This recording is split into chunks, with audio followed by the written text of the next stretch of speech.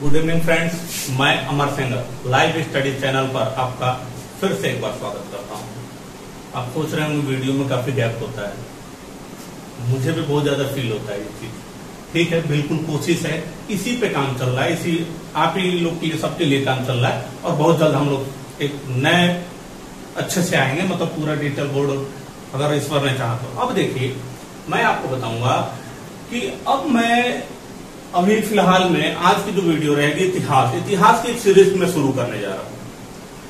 History क्यों important है मैं बता रहा हूं। अभी आपने हाल ही में पेपर दिया होगा 2 दिन पहले, मैं बात कर रहा हूं उसकी 20 तारीख को जो पेपर होता, 20 सितंबर को आरओ का पेपर। तो आपने ये देखा हिस्ट्री से कितने क्वेश्चन पूछे गए थे और हिस्ट्री से बहुत फैक्चुअल क्वेश्चन पूछे गए थे। जैसे चंदेरी का युद्ध उसमें पूछ दिया गया था, चौसा का युद्ध पूछा गया था, कन्नौज का युद्ध, उसी को या बिलग्राम का युद्ध जो शेरशाह सूरी और हुमायूं के मध्य हुआ था, जिसमें शेरशाह सूरी बिना लड़े इस युद्ध को जीत गया था। तो अगर आप देखो तो हिस्ट्री बहुत बड़ा रोल प्ले कर रही है। चाहे यूपी पीसीएस देख लो, चाहे बिहार पीसीएस आने वाला है उसे देख लो आप, चाहे अभी आरओ का पेपर हो उसे देख लो, चाहे किसी भी एग्जाम में हिस्ट्री का रोल एक बहुत अच्छा खासा रोल रह रहा है। और अभी तक आपने जितने भी एग्जाम में देखा था कि चलिए मॉडर्न हिस्ट्री रहती थी, सही बात है। मॉडर्न हिस्ट्री के साथ अब देखो आपको मिडिवल हिस्ट्री से भी कुछ क्वेश्चन आपको मिल रहे हैं। तो हम लोग एक उसी की शुरुआत करेंगे। और फर्स्ट ऑफ ऑल मैं आपको यह कहना चाहूंगा, वीडियो शुरू करने से पहले ज्यादा समय वेस्ट ना करते हुए एक बात मैं आपको बताना चाहूंगा, जिसको भी अगर ये लगता है कि हिस्ट्री बहुत टफ है, हिस्ट्री समझ में आ ही नहीं सकता, मेरे बस की बात नहीं है, बाबर को कैसे याद किया जाए, पानीपत का प्रथम युद्ध, चंदेरी का युद्ध कैसे, बिल्कुल अगर नहीं समझ में आता है मैं कुछ कहूंगा नहीं। बस इतना एक रिक्वेस्ट है, निवेदन है कि आप मेरे वीडियो को पूरा देखना, बिल्कुल कहानी के माध्यम से आपको लगेगा, विश्वास दिलाता हूं। अगर आप बस केवल पूरा वीडियो देखना, उसके बाद अगर आपको डिसलाइक अच्छा ना लगे, डिसलाइक कर के चले जाना, आप चैनल छोड़ देना आप। लेकिन आप क्या करो, एक बार पूरा वीडियो देखो। मैं आपसे पूरे मतलब विश्वास के साथ कहता हूं कि आपको लगेगा कि पूरे आप उसी युद्ध भूमि में बैठे हो और पूरा कहानी चल रहा है। तो चलिए बिना समय बर्बाद करते हुए आगे बढ़ते हैं और आज का टॉपिक पढ़ते हैं बाबर। क्या पढ़ते हैं? बाबर। अब बाबर के बारे में देखेंगे, बाबर कैसे भारत पहुंचता है, कहां जन्म होता है, कैसे क्या क्या होता है, बिल्कुल एक कहानी के वे में एक अच्छे तरीके से। तो शुरू करते हैं। अब देखो, अगर आप देखेंगे तो देखिए दोस्त, ये है अपना प्यारा भारत। अपना प्यारा भारत, अगर ये वाला देखेंगे, ये वाला पोर्शन ऐसे, अगर आप ये गुजरात तक जाता है, महाराष्ट्र में गुजरात तक, ये अगर देखेंगे तो आपका पाकिस्तान पड़ जाएगा। उसके बाद देखेंगे तो ये अफगानिस्तान पड़ जाएगा, अफगानिस्तान पड़ जाएगा।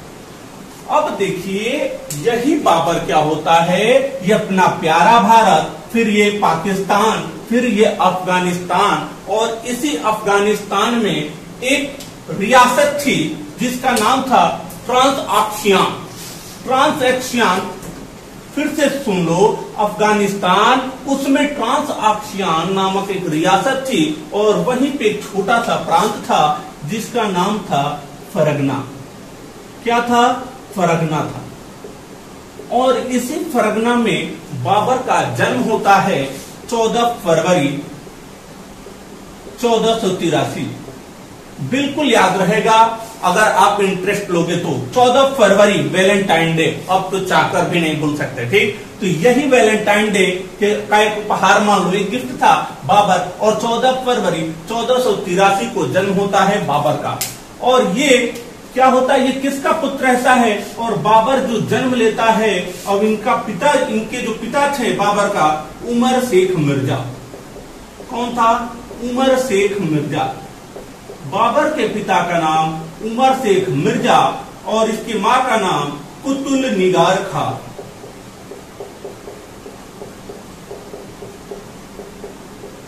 मैंने ये बताया अफगानिस्तान के ट्रांसएक्शियन एक बहुत ही बड़ा प्रांत रहता है, रियासत रहती है, उसी में एक छोटा सा प्रांत फरगना, उसका जन्म होता है।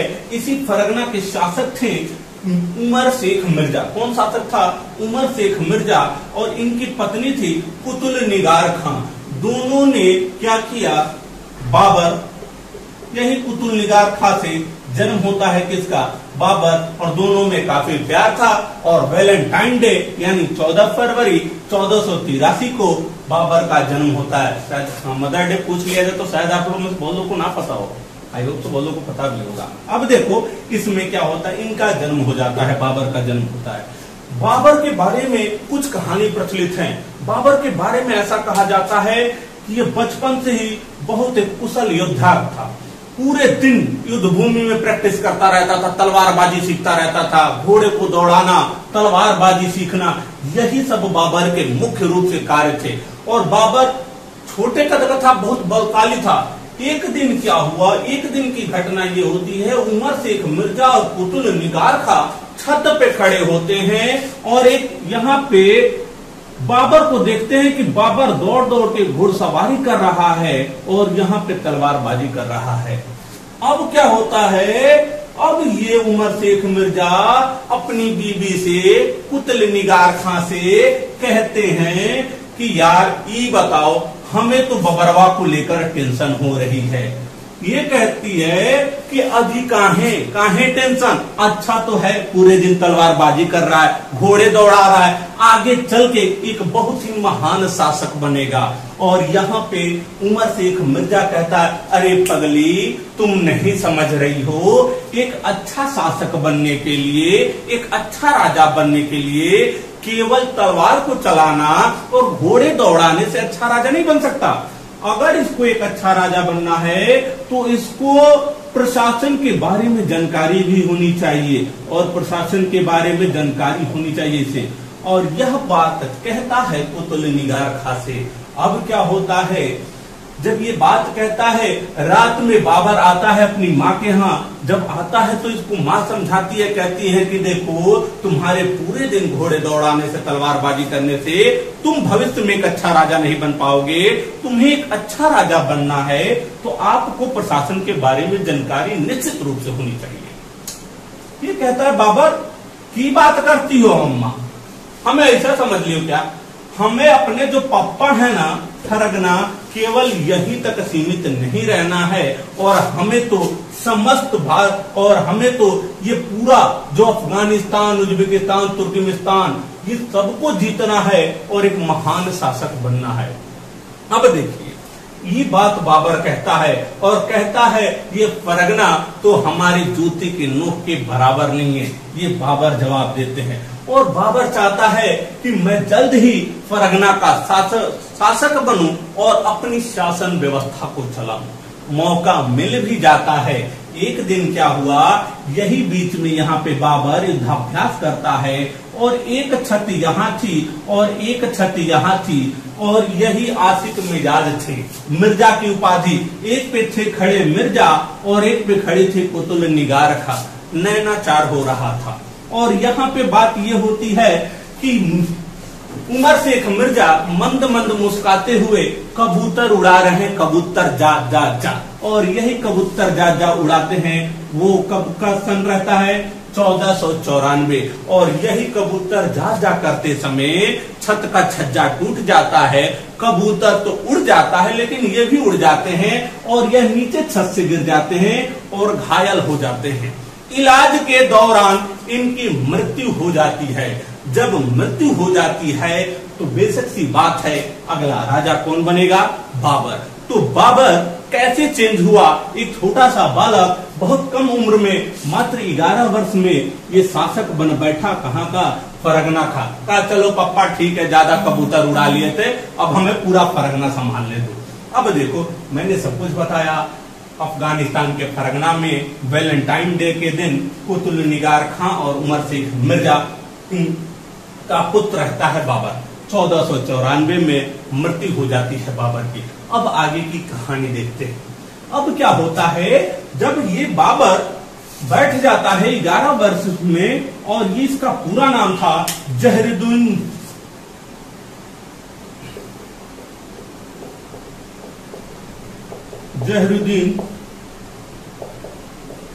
मिर्जा बाबर। कहीं कहीं का नाम मिलता है मिर्जा उमर शेख, तो परेशान ना होना, एक ही चीज है। अगर कहीं कहीं का नाम मिल जाता है मिर्जा उमर शेख तो उससे आप परेशान ना होना। अब देखो जहीरुद्दीन, और ये मिर्जा की उपाधि, अपनी पैतृक उपाधि मिर्जा की उपाधि धारण करता है। अब देखो, अब बाबर बन बैठा। मैंने पहले ही बताया, बाबर को सपना था जीतने को भारत, और जीतना था इसे भारत और पूरे इस पश्चिम के क्षेत्र, मतलब उज्बेकिस्तान, तुर्कमेनिस्तान, ईरान और सब क्षेत्र को जीतना चाहता है। एक महत्वाकांक्षी राजा रहता है बाबर। अब जब बाबर इसको पूरा जीतना चाहता है, परगना पे बैठ गया और यह अभियान शुरू करता है, अभियान चलाता है। 1494 से लेके 1507 तक अभियान चलाता है। इन पश्चिमी क्षेत्रों को जीतने के लिए अभियान चलाता है। मैंने पहले ही बताया था, ट्रांसऑक्सियान एक रियासत थी उसी का, और उसमें सबसे अहम भूमिका थी, एक जगह थी समरकंद। समरकंद को अगर कोई जीत ले, इसका मूल बिंदु रहता है, केंद्र बिंदु रहता है, तो निश्चित रूप से अपने प्रशासन को अच्छे से चला सकता था। कहा जाए बाबर ने एक बार समरकंद को जीता था, लेकिन कुछ समय के लिए उसे फिर बाद में छोड़ना पड़ा। अगर देखा जाए तो इस पूरे पश्चिमी क्षेत्र को जीतने के लिए बाबर ने बहुत बार प्रयास किया, अभियान चलाता है। 1494 से लेके 1507 तक लगातार अभियान चलाता है, लेकिन हर बार विफल होता है, क्योंकि इधर की जो शक्ति थी ज्यादा शक्तिशाली थे और बार बार इसे हार का सामना करना पड़ रहा है। सबसे ज्यादा इसे जहां से टक्कर मिलती थी, इधर ही एक था उज्बेकिस्तान। कौन सा? उज्बेकिस्तान। मैंने कहा कि सबसे ज्यादा जो टक्कर मिलती थी उज्बेकिस्तान, उज्बेकिस्तान से बहुत ही कड़ी टक्कर मिलती थी किसको? बाबर को। अब देखिए, इसी उज्बेकिस्तान में क्या रहता है, अब देखो, अभी थोड़ा सा इसे आगे देखेंगे। उज्बेकिस्तान से सबसे बड़ी टक्कर इसे मिलती है, मतलब इतने सालों तक बाबर इधर पश्चिम के क्षेत्रों को, पूरे समस्त पश्चिम के क्षेत्रों को, अफगानिस्तान, तुर्कमेनिस्तान, उज्बेकिस्तान को जीतना चाहता है, बार बार हार का सामना करना पड़ रहा है। इसीलिए मित्रों, मैं आपसे यही कहूंगा कि अगर आप मेहनत कर रहे हैं, पढ़ाई कर रहे हैं, अगर असफल हो रहे हैं तो असफलता से परेशान ना होइए। सफलता का मतलब ये नहीं होता है कि आप डायरेक्ट एक आईएएस की कुर्सी पे बैठ गए और एक पीसीएस अधिकारी बन गए। सफलता का मतलब ये होता है कि आपने कितनी बाधाएं पार की है और कैसे सफलता, और बहुत आसानी से जो मिल जाता है ना, उसमें मजा भी नहीं है। थोड़ा बहुत संघर्ष तो करें, तो संघर्ष ही तो जीवन है। तो बिल्कुल आप परेशान ना होइएगा, खुद पे विश्वास रखिए, निश्चित रूप से आप एक अच्छे मुकाम पर पहुंचेंगे। ईश्वर से हमारी यही कामना है। आगे देखते हैं। अब देखो, बाबर को टेंशन हो जाती है। बाबर को टेंशन क्यों होती है, अभी देखते हैं। इतने में कोई दिक्कत, आई थिंक कि कोई भी आपको दिक्कत नहीं होगी। मैं थोड़ा रब कर रहा हूं, ठीक।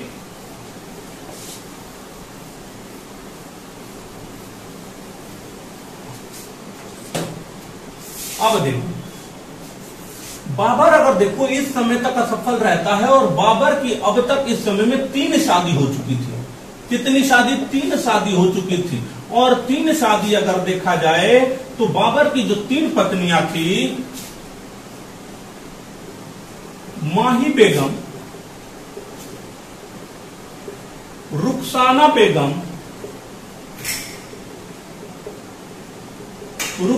बेगम, और दिलदार बेगम। कितनी पत्नियां थी? 3 पत्नियां। मतलब अभी तक की स्थिति आपने देखा, जब से राजा बना लगातार हार का सामना करना पड़ा। उसी दौरान इसकी कितनी शादी हो गई थी? 3 शादी।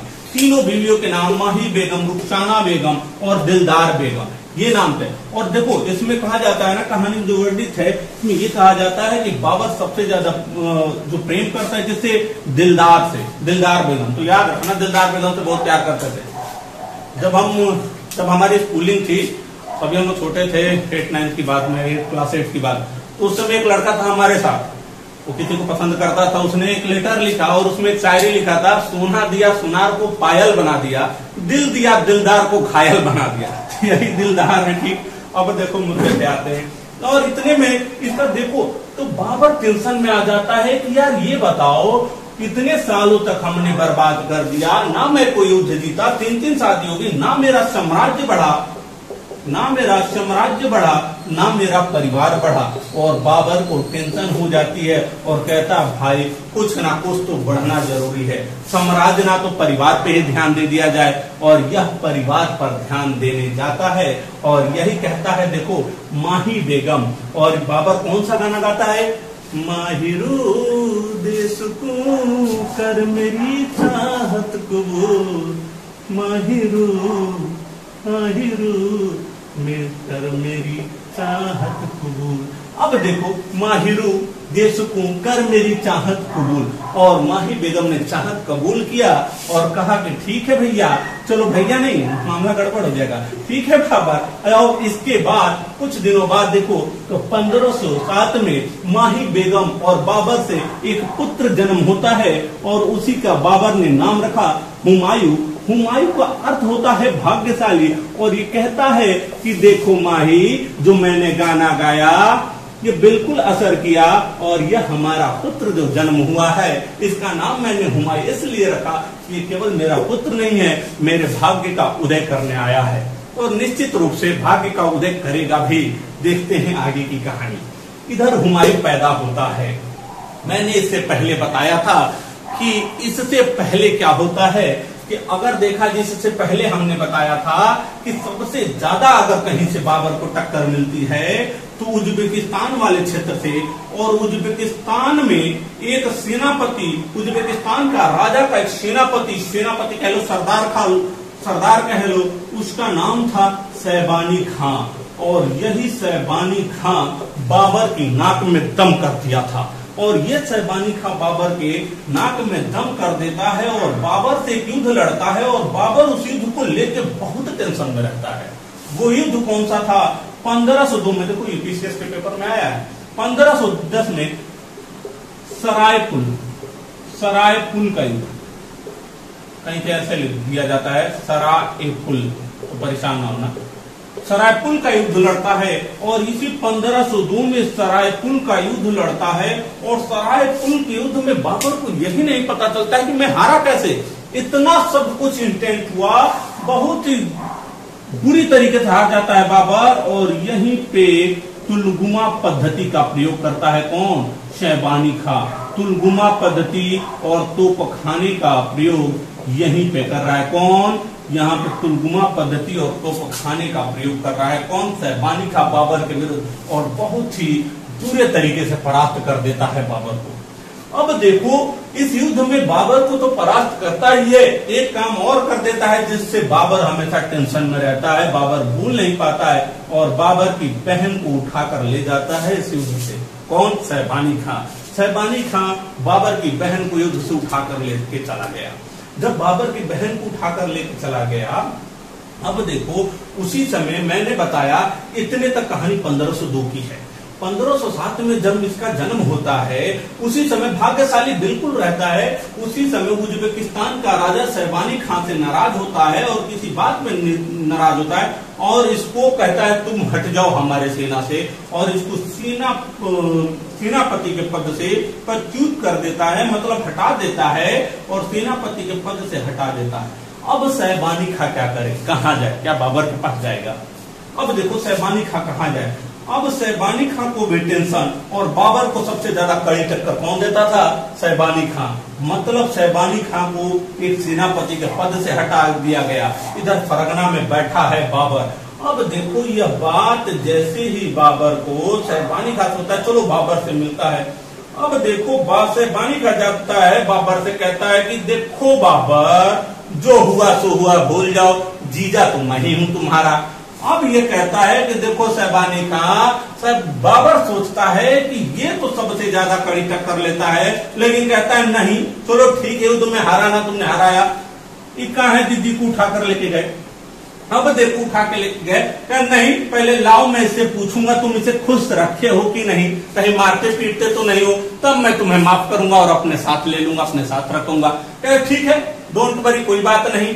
और यही अपनी बहन से, मतलब बाबर अपनी बहन से मिलता है और कहता है कि देख बहना, कोई शैबनिया तुम्हें मारता पीटता तो नहीं है, इससे देखो, इससे ले जाता है और निकाह कर लेता है, पत्नी बनाकर रखता है। ठीक, हाँ, कहीं मारता पीटता, मैं कहती नहीं जी, भले ही गलत तरीका हुआ हो लेकिन बहुत प्यार देते हैं। अब देखो बहुत प्यार देते हैं। कौन सा गाना गाती है मेरे सांसों में मेरे पिया, मैंने पिया से वचन है लिया, जन्म जन्म तेरे साथ रहूंगी, दुख चाहे सुख तेरे साथ रहूंगी। ये देखो ये गाना गाती है तो कहता है बाबा तब तो मामला सेट है, कोई बात नहीं, साहबानी खां आओ वेलकम है। और इस तरीके से देखा जाए तो उस समय अगर इस क्षेत्र में दो एक बड़ी ताकत मिलके एक हो जाती है और निश्चित रूप से जो दो ताकत मिलेगी तो कुछ ना कुछ भूचाल पाएगा। और यहाँ पे साहबानी खां और बाबर एक हो जाते हैं। कौन कौन हो जाता है? साहबानी खां प्लस बाबर एक हो गया। और यही साहबानी खां और बाबर, साहबानी खां बाबर बैठे रहते हैं और बाबर कहते हैं जीजा जी एक बात बताओ, हम बड़ी टेंशन में, उस युद्ध में तुम हमें कैसे इतने जल्दी हराए थे? और यही साहबानी कहा, अरे पगला, उस युद्ध में हमने तुलगुमा पद्धति का प्रयोग किया और तोप खाने का प्रयोग किया।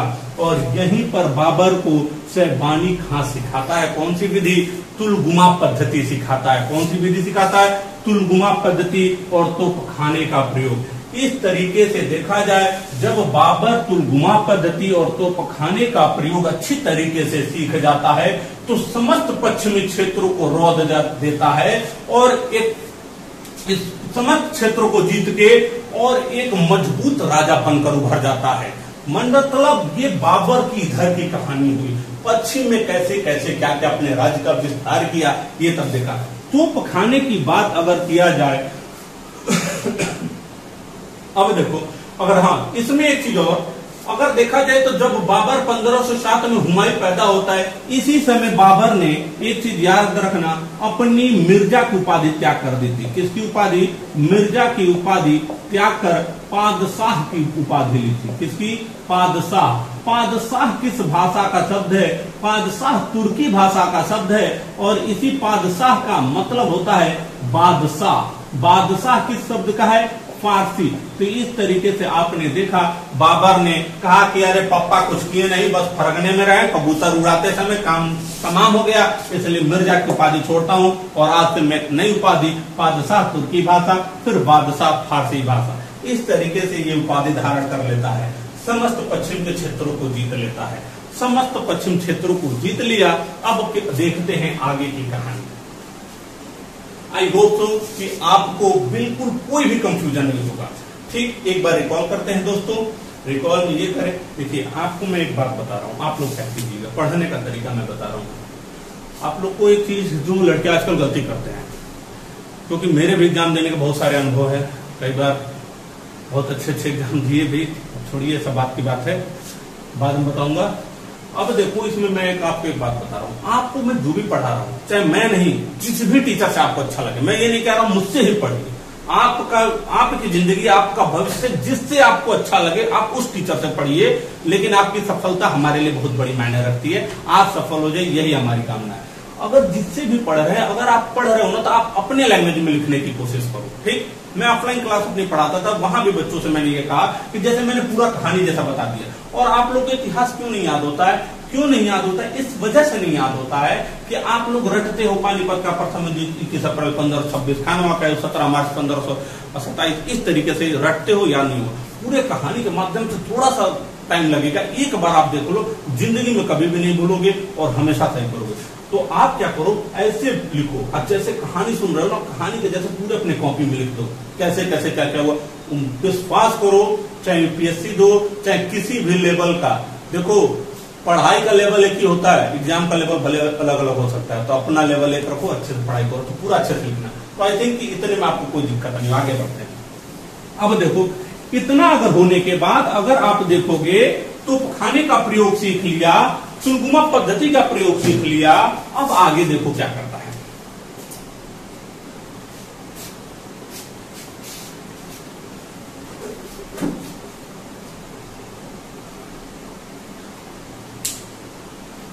जो पश्चिमी पंजाब वाला क्षेत्र था, बाबर के क्षेत्र में वो भी आता था।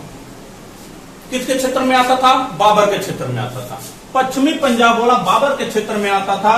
और इधर देखो, जो अपना प्यारा भारत है उधर भी पंजाब का क्षेत्र आता है, और पंजाब का जो क्षेत्र आता है इसी में एक जनजाति रहती है जिसका नाम रहता है यूसुफजाई जनजाति।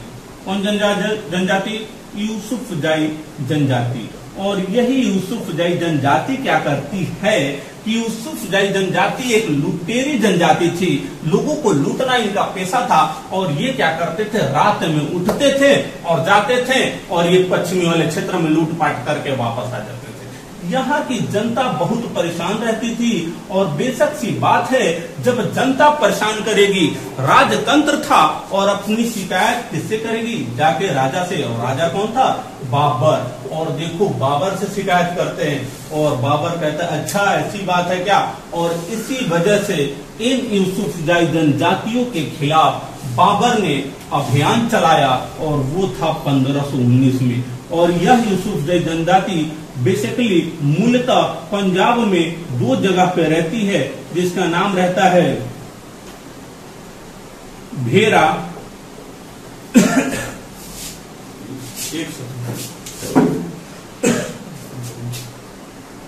भेरा और बाजरा।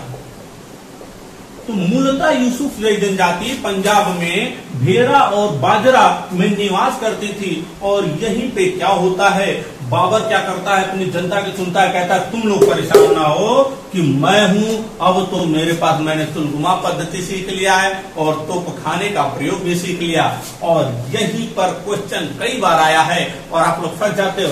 सबसे पहली बार बाबर भारत पर कब तोप खाने का प्रयोग किया, यही 1519 में सबसे पहले भेरा के किले पर बाबर ने तोप खाने का प्रयोग किया। किसका प्रयोग किया, तोप खाने का प्रयोग किया बाबर ने सबसे पहले 1519 में भेरा के किले पे। अगर देखा जाए तो इस तरीके से कई बार क्वेश्चन पूछा गया कि बाबर ने भारत के किस जगह पर सबसे पहली बार कहां पर इसने तोप खाने का प्रयोग किया, तो 1519 में तोप खाने का प्रयोग भेरा में किया। अब तोप खाने का प्रयोग करता है, कई बार क्वेश्चन आया।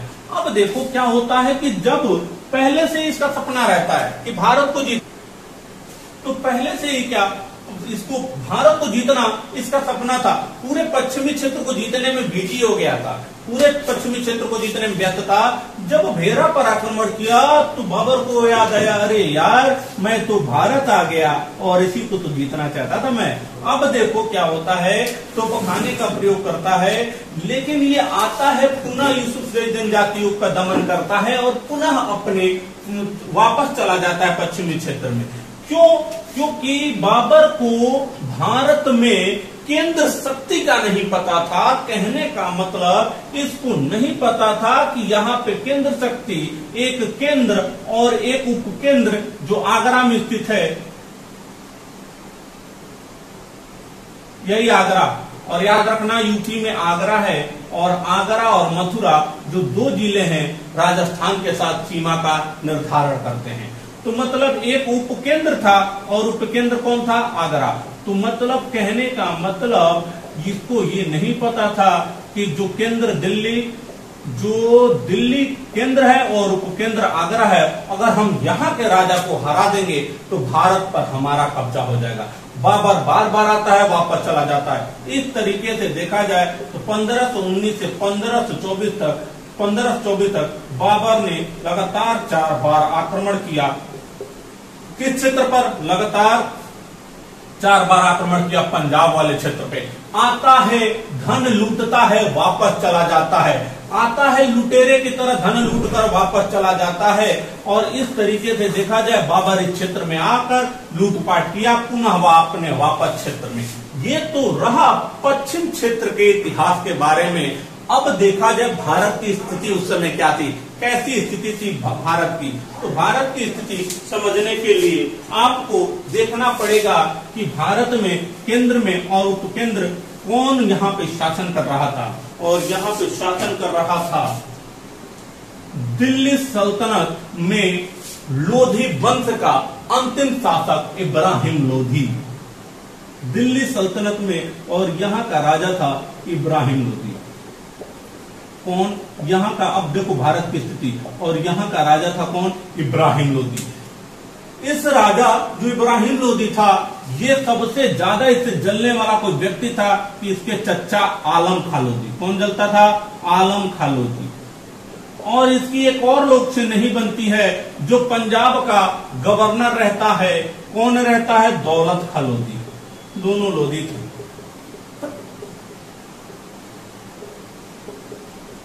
देखो ये गवर्नर रहता है, ये टैक्स मांगता है कि दौलत खां लोधी आके टैक्स दो। दौलत खां लोधी इसको टैक्स नहीं देना चाहता है, चाहता है हम क्यों टैक्स दें इनको, ये चाहता है हम अपनी सत्ता स्थापित कर लें। आलम खां लोधी कहते हैं कि भैया हम चच्चा ही बन के रहेंगे कि कभी राजा बनेंगे, और ये चाहता है कि हम राजा बने। अब एक बार क्या होता है, इब्राहिम लोधी के दरबार में आता है दौलत खां लोधी और इसका हाव भाव नोटिस करता है, देखता है कौन, आलम खां लोधी। जब इसका हाव भाव देखता है इसको लग जाता है कि ये भी इब्राहिम लोधी के खिलाफ है और एक ताकतवर भी है, ताकतवर एक गवर्नर सूबेदार है। आलम खां लोधी जाके मिलता है दौलत खां लोधी से, दोनों एक जैसी सोच, ठीक है, एक जैसी सोच के लोग हमेशा एक साथ ज्यादा संगम होता है, और इन दोनों का संगम होता है और कहते हैं कि देख भाई तू भी नहीं चाहता इब्राहिम लोधी रहे, मैं भी नहीं चाहता हूं इब्राहिम लोधी रहे, क्यों ना दोनों लोग मिलके इसको हरा दिया जाए। कहते चलो ठीक है। ये कहता है कि भाई तो दौलत खां लोधी कहता है कि आखिर हराओगे कैसे, कहता चलो दोनों लोग मिलकर आक्रमण करते हैं। कहता तुम्हारे पास कितनी सेना है, ये कहता है हमारे पास 20,000 सेना है, तुम्हारे पास, इनके पास भी 20,000, इसके पास लगभग 500। अब बताओ 20,000 मिलके इनके पास लगभग 5 लाख क्या जीत पाएंगे। कहता दौलत खां लोधी अरे भाई ये तुम्हारा भतीजा नहीं तुम्हारा बाप है, तुम इसे जीत नहीं पाओगे। इस तरीके से पहला आइडिया फेल हो जाता है। दूसरा आइडिया बनाते हैं और कहते हैं क्यों ना हम लोग किसी से मदद ले लेते हैं, और मदद लेने के नाम पे सोचते हैं आखिर इब्राहिम लोधी को हराने के लिए हम किससे मदद लें, और एक नाम निकल कर आता है। आलम खां कहता है क्यों ना हम लोग सांगा की मदद लें, और यही राणा सांगा का इतिहास पढ़ने में बहुत ही बेजोड़ मजा आएगा। इतिहास बहुत प्यारा सब्जेक्ट है, बशर्ते उसे समझाने वाला, पढ़ाने वाला एक अच्छा इंसान आपको मिले, एक अच्छा टीचर मिले, इंसान अच्छा टीचर मिले। अब देखो राणा सांगा, और राणा सांगा बहुत ही महत्वाकांक्षी और बहुत ही ताकतवर राजा था। अब इनके पास 20,000, इनके पास 20,000, इब्राहिम लोधी के पास इतनी बड़ी सेना। ये बाबरनामा के अकॉर्डिंग मतलब इतनी बड़ी सेना थी। अगर देखा जाए तो मूल रूप से 1.5 लाख के लगभग सेना थी, ठीक है। बाबरनामा के अनुसार बाबर कहता है कि मेरे पास 20,000 सैनिक थी और इसके पास 5 लाख सेना थी, जो अतिशयोक्ति थोड़ी सी लगती है। तो ठीक है, अब देखते हैं आगे, और देखते हैं अब आगे अगले नेक्स्ट वीडियो में देखते हैं। और टीवी सीरियल आता है ना, ये दूध लेके जा रही है, अब इसमें जहर है कि क्या होगा। अब ये सब जानने के लिए जो सास बहू का सीरियल देखते हो ना कि आगे क्या होगा नेक्स्ट एपिसोड, तो देखो आप सभी को पता होगा पानीपत का प्रथम युद्ध बाबर ने हार के मुगल वंश की स्थापना कर दी, लेकिन इस युद्ध में कौन कैसे मदद उसकी करता है, क्या क्या होती है घटना, युद्ध भूमि कैसे सजती है, हाथी किधर से दौड़ता है, घोड़ा किधर से दौड़ता है, तोप किधर से चलता है, कौन चलाता है, सब कुछ पूरी कहानी को अगले नेक्स्ट वीडियो में समेट देंगे। अगर यह वीडियो आपको थोड़ा भी अच्छा लगा हो, अगर आपको ये लगता हो कि नहीं ये ठीक है, बिल्कुल कहानी जैसा समझ में आ रहा है, और मैं आपको विश्वास दिलाना चाहूंगा, बिल्कुल आप परेशान ना होइए, पूरी हिस्ट्री ऐसे पढ़ाऊंगा एकदम कहानी के जैसे याद हो जाएगा, विश्वास कीजिए। अगर थोड़ा भी ये अच्छा लगा हो तो बिल्कुल आप लाइक कीजिए, बाद में सब लोग बोलते हैं मैं भी बोल दे रहा हूं, लाइक कीजिए, शेयर कीजिए, सब्सक्राइब कीजिए, कोई जोर जबरदस्ती नहीं है।